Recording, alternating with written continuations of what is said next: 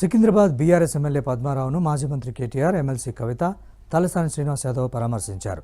ఇటీవల డెహ్రాడూన్ పర్యటన నేపథ్యంలో గుండెపోటు రావడంతో పద్మారావుకు వైద్యులు స్టెంట్ వేశారు. సికింద్రాబాద్లోని ఇంటికి చేరుకున్న పద్మారావును పార్టీ నేతలు పరామర్శించి యోగక్షేమాలు తెలుసుకున్నారు. వైద్యుల సూచన మేరకు విశ్రాంతి తీసుకోవాలని సూచించారు. డెహ్రాడూన్ వాతావరణం వల్ల అస్వస్థతకు గురైనట్లు కుమారుడు రామేశ్వర్ తెలిపారు. ఛాతీలో నొప్పి రావడంతో ఆసుపత్రిలో చేర్చినట్లు వెల్లడించారు.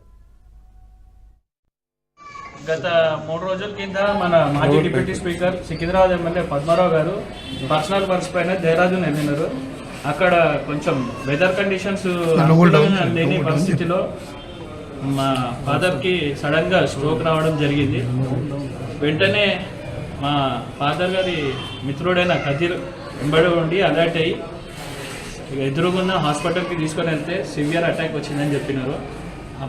ఎమర్జెన్సీగా అప్రమత్తమై హాస్పిటల్కి తీసుకొని వెళ్ళి డాక్టర్స్ సజెషన్ ఇచ్చారు.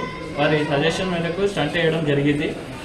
వారు కూడా డాక్టర్ 24 అవర్స్ మొత్తం వాళ్ళ పర్యవేక్షణలోనే మాకు అలర్ట్ చేయడం జరిగింది. మేము కూడా ఇమీడియట్ అక్కడికి వెళ్ళి 2 days అక్కడ అబ్జర్వేషన్లో పెట్టినాము.